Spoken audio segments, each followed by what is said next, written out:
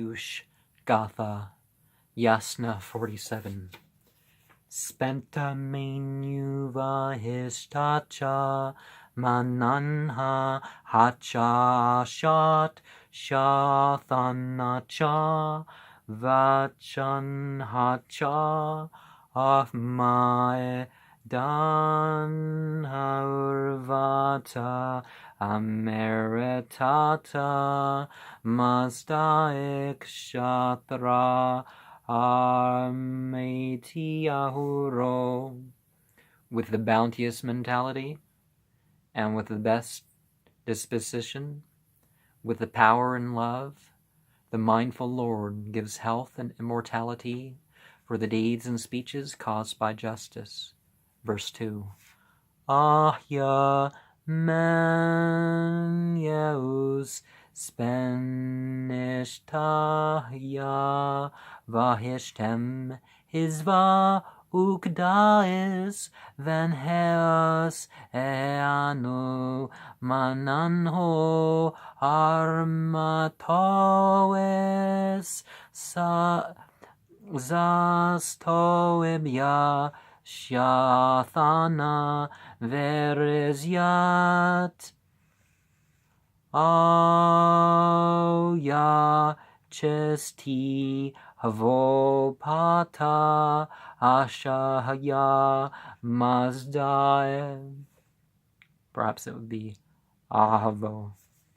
But mindful is the father of justice with this doctrinal thought, declaring the best of the most bounteous mentality with utterances through the tongue and the mouth of a good disposition, and works deeds of love with both his hands. So what does it mean to both the right and the left? People talk about the right and the left-hand path like they're different. No, they're supposed to be worked together. Verse 3. Ahya menyeos devemahi taspento yeamae gamranyo skeratim hemtashat athoe vastrae ramadae Armetim yatem bohu mazda hemefrashta mananha. Thou art the bounteous of this mentality, who has shaped the fortune-bringing cow for this, and a peace-bringing love at your pasture, when consulted with good disposition, O mindful. Remember, love is not always the best of things. It's always, sometimes it's war-bringing, but we're talking about the peace-bringing love, aren't we? Verse 4. Ahmat menyeos rareshienti dregvanto mazda spentat noit itha shauno Kaseus cheat na shaune kathe anhat isva cheat has paras akodregvaete. The wicked have apostatized from this bounteous of the mentality, O mindful, but not thus the righteous. For though a man be no more than poor, yet should he, to the best of his ability, entertain the righteous. If a man is powerful, he should effect harm upon the wicked. He should effect ill for the wicked. Okay, so akomena. Akomena. But it's, in this case, it's ako durgvaete.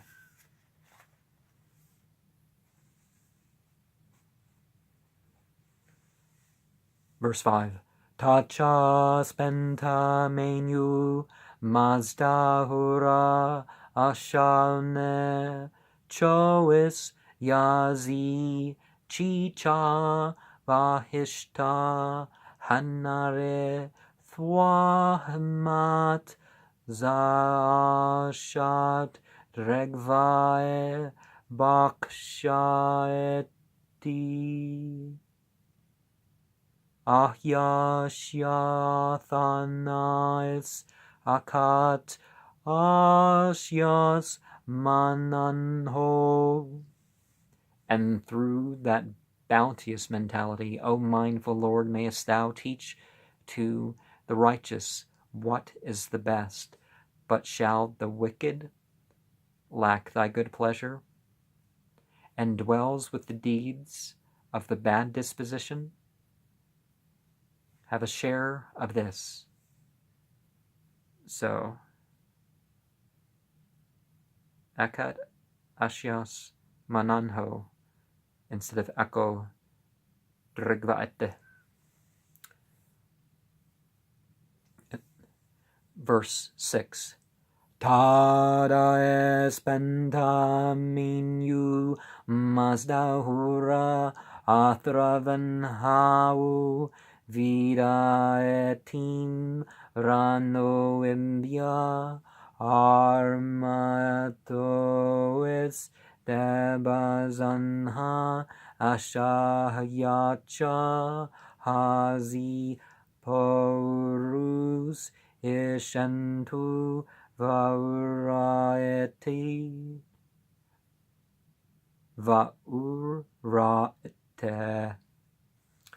Mayest thou, O mindful Lord, give that through bounteous mentality a distribution to both, contending by means of the good fire and by the support of love and justice. And this will cause many who desire to choose conversion. So it's perfectly fine to ask that the light beings be involved in the process, but that chapter is only 6 verses, so we're going to share more of the introduction here. So the introduction, part 5, some results attained in this translation. There are some peculiar difficulties in translating the Gathas, and that is generally admitted that in the latter Avestan grammar had degenerated to an extent such as it formed a veritable chaos, while it is apparent that the hymns were, at some latter period, torn out of their original interrelations and grouped mechanically according to the rhythms. The results of this general recognition have been fatal to a proper sense on the part of the translators of the responsibility to be accurate and consistent, for it is evident that they could gratify any fancy with such elasticity of form and sequence. As a result, the translations have differed scandalously and have led to the most bitter recriminations and animosities. So, are they better than Zechariah Sitchin and Eric von Daniken at this, or are they even worse? It's hard to tell. But it's information worth looking at and considering to make one's own conclusions. Yeah. The present writer realized the need in the Avestan field of that which has been done for centuries in the biblical, the comparative commentary method, which before deciding gives and compares the opinions of the most memorable scholars in that field. Accordingly, in this translation, occasional initials will inform the reader of the more important differences of opinion, and this effort will like to be regarded as a pioneer commentary, which will no doubt be supplied someday in full detail by some person with greater opportunity and ability than the present writer. As to the writer's own translation, while also recognizing the above-mentioned limitations to possible accuracy and consistency, he considers they should not be made use of except as a last resort. Indeed, he has found it possible to account for every case ending naturally, and by dint of retaining the subject wherever possible, a number of new, consistent interpretations have been achieved, vindicating the utmost possible limitation of chaos. In 51, stanzas 16 through 19 mentions 4 heroes. Stanzas 21 expresses Zarathustra's purpose to celebrate all helpers. Why then should stanza 20 abandon the subject of heroes and alone treat of divinities? Or, well, certainly respecting entities in the cosmology does not mean you have to take them as gods. From its position, we should expect it to be a connecting link between what precedes and follows it, and indeed such is the case. The like-willed refers back to the 4 above-mentioned heroes of the cause, connecting them to the innumerable cloud of witnesses in the next verse. 2. The context of 46:17 shows that Zarathustra is planning to reveal how one might discriminate the wise from the foolish. In 46:9 through 13 and 18, he considers unfriendliness to himself as enmity to humanity. It would therefore not be unnatural if we were interpreted verse 16, the natural connection between 15 and 17. In the same verse, namely, the wise are those who would follow the preparer, that is, Zarathustra himself. This reasonable result flows primarily from strict adherence to the grammar. 3.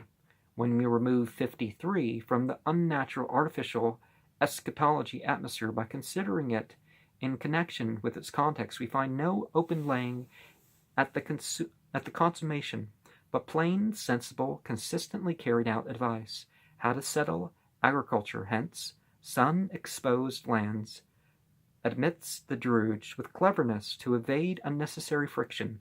This interpretation would have an interesting bearing on the meaning of Magian, which might easily be connected with the word for whole, Maga,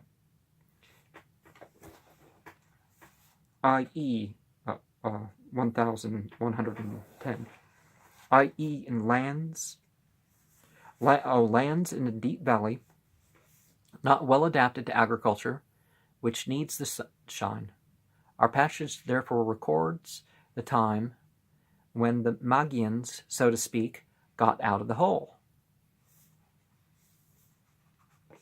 I'm thinking about Plato at this moment. The benefit of this sociological explanation is seen by its agreement with the equally natural interpretation of 54, which ceases to be an entirely uncalled for vision of Ahuras standing by the path to heaven, and becomes the natural picture of how the preparer, Zarathustra, will, as the result of the success of his clever tactics, rejoice on standing by the path to the new settlements towards which the wisher settles are proceeding with shouts of joy. Now remember, the Yazidi cult, with its 7 sons of the Phoenix, are the top Phoenix, which was part of the full 7. Both of these being shown. And Malak Tauz is given the name Shaitan, meaning cast out of a place, in the Avestan language. This is before the Semitic languages that have Shathan, the continual scourge, Shaitan, the urinator, gift of the sea beast, and Sathan, the adversary. But it's apparent we're talking about the same being. Azazel, the same being.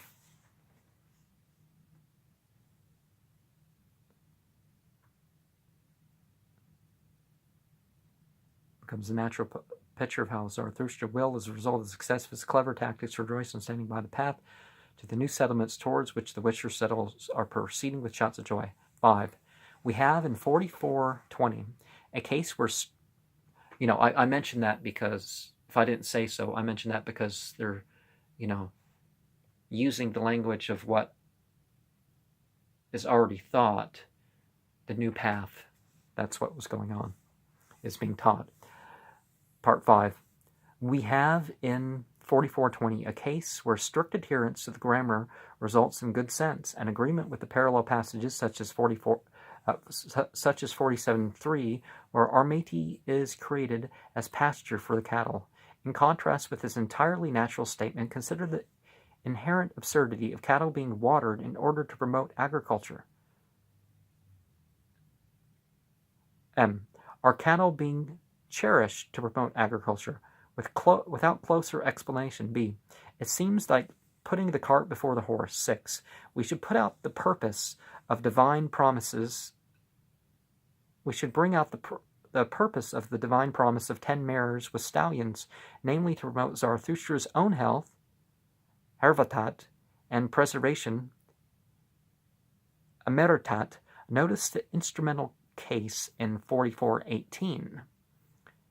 So keenly did Zarathustra feel his poverty, 34.5 and 46.2, as to attribute to it whatever he may have experienced of temporary disappointments. 7. Evidently 29.10, Ahura Mazda is not so much the first possessor of peace as its source and provider. And it becomes very clear that Zarathustra to Muhammad, these real sent ones, and even before that, if in the Larka, back when it was above water, they didn't bring a new religion. They just, it's fading away. So they say they were sent to bring it back. 8. It is hoped that our translation of 39 is not thought too beautiful to be considered probably accurate. Its psychology agrees strikingly with Sidgwick's definition of wisdom as the union of altruism and expediency. Later tradition may have referred to the death repeller of 32.14 to the ritual haomajus. A strict grammatical construction, on the contrary, demands no more than a reference to the Ashaist repelling the Drugist. Ashavant, Drujvant, is that the right word in those passages? With the sword. 10. The true significance of 44.10 can be reached only when it is considered as the link connecting stanzas 9 and 11. The former acts how to sanctify the human spirits, the latter how Armati shall indeed spread over those to whom the doctrine is taught. The link connecting these two thoughts is evidently the urgency of adjusting faith and works, the eternal problem that agitated Paul and James.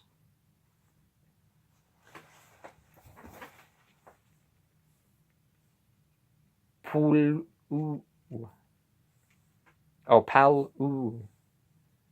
and Yakub bus. I think that's the variation of those words in the Bible, those names in the Bible. 11. In 45.5, the word this apparently refers to the mantra as a magic formula. A magic formula, the art and science of religion, not playing tricks or just some superstition.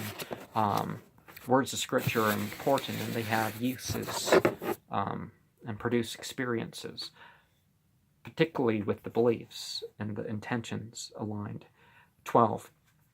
Although the locative case of Thwame in 48.4 does primarily suggest a local misvan or limbo, might that not be translated as being separated in thy estimation?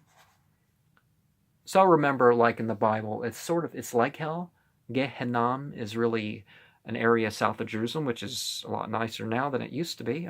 Actually, maybe not, because surrounded by Zionists with guns is not really who tend not to practice the religion, is, so there's some issues with hell to this very day, but it was like hell. But people learn about what they don't know when you talk to them about what they do know.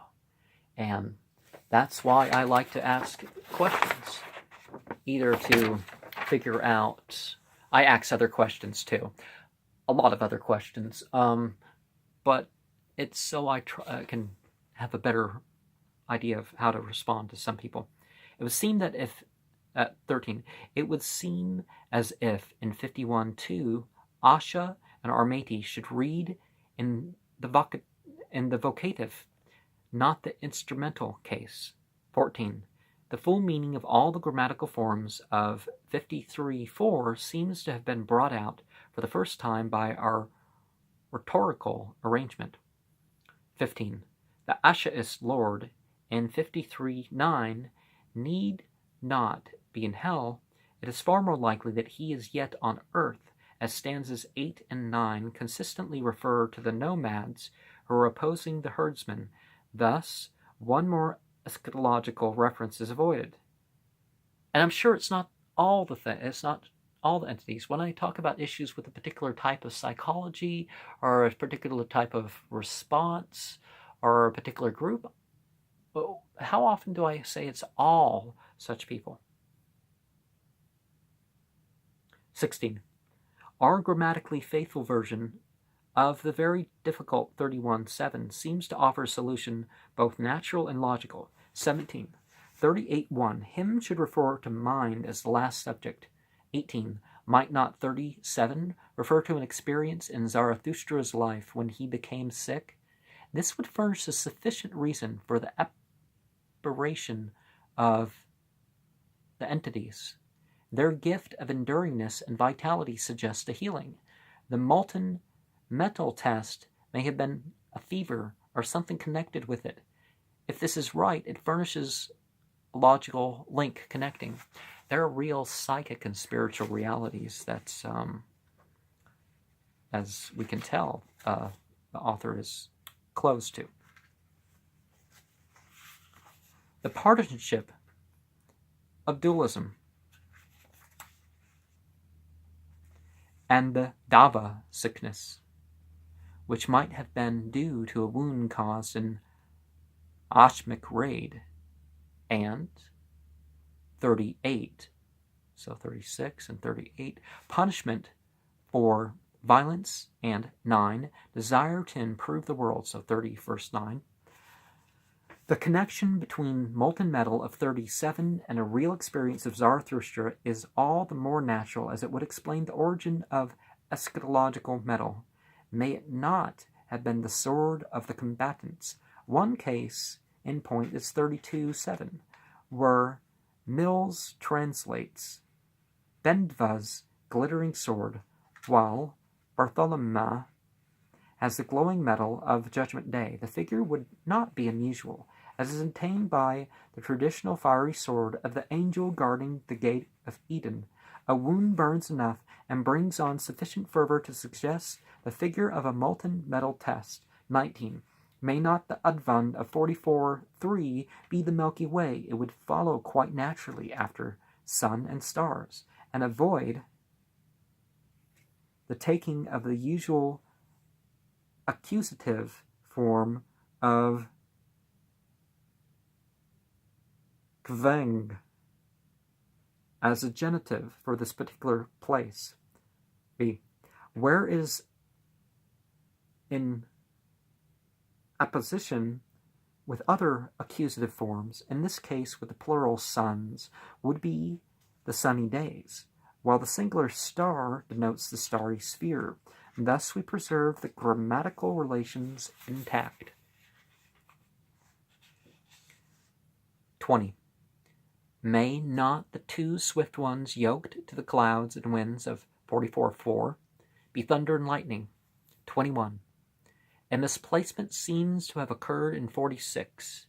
Stanza 16 interrupts the connection of 15 with 17 while it continues and closes 14, carrying out the invitation to heaven there given. Then stanza 15 begins a new subject carried out in stanza 17. Thus is restored logical order. Well,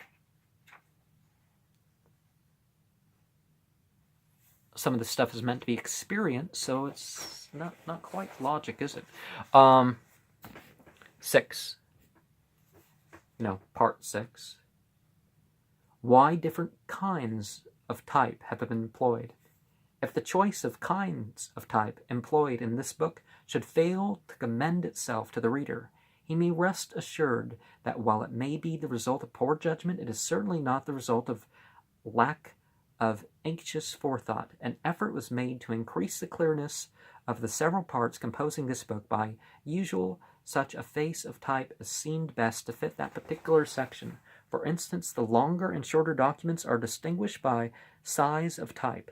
The outlines of the several hymns are arranged so as to occupy 1 page each in order to make them more obvious their individual significance. The very difficult text was set in type large enough to remove all unnecessary obstacles. The more academical higher criticism was set in old style, while the more practical concordance was set in clearer Roman. It is hoped that the result of so much effort and forethought may justify the time and expense lavished upon it. Well, as for me, I don't know who I'm supposed to talk to about what they think of it.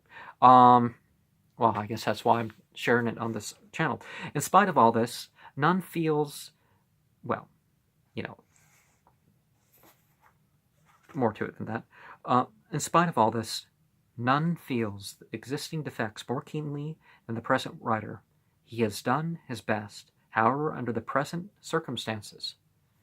So certainly when we talk about religion, spirituality, whatever you want to call it, there's lacking. And we know there's lacking in our presentation. Because no one, scholarly or mystically, sort of presenter trying to secondhand present this stuff is going to quite capture the whole picture or do it full justice. Verse 7. Various details about the translation. An effort has been made to produce the text with scrupulous exactitude from Geldner, and whatever deviations therefore may be discovered are unintentional. It was this consideration which caused the failure to divide each line according to the caesura. But any reader who may desire to read the lines according to the meter can easily do so by following the scheme of the number of syllables in each part of each line of the stanzas of each hymn. 28 through 34 has stanzas of 3 lines of 7 plus 9 or 8 syllables. 43 through 46 has stanzas of 5 lines of 4 plus 7 syllables. 47 through 50, except 48, 5, and 6, 4 lines of 4 plus 7 syllables. 51 has stanzas of 3 lines of 7 plus 7 syllables. 53 has stanzas of 4 lines, 2 of 7 plus 5, 2 of 7 plus 7 plus 5. Well, obviously it takes a greater familiarity with the text to present it better than I have. Well, maybe not, but it's certainly something that's going to take practice. The desire to make the text as living and as attractive as possible has led to a cautiously sparing punctuation thereof, in accordance with the present translation thereof. This was perhaps an error of judgment, for which the writer would atone by cautioning the reader who desires, as he should, to make his own independent version, to disregard the present punctuation entirely. Every independent version implies its own punctuation. Well, that's something that I have done. I shared this closer to the original punctuation before, didn't I? But this is the full book. The writer's unremitting labors in this book have undermined his health to such an extent that it has been found imperative to postpone the issuance of the vocabulary, grammar, and concordance or subject index until an accumulation of evidence of sufficient popular appreciation to justify the further sacrifices entailed thereby. A subscription blank for this purpose will be found near the title page. And some material I'm going to put on this channel anyways. But other material, there is some sort of direction sometimes in what is going to appear, because greater effect, greater benefit, that's one of the things I'm striving for with this channel. Krishnatara Hora He Mazda Ashambhaha Kam Namasta. Ashambhaha.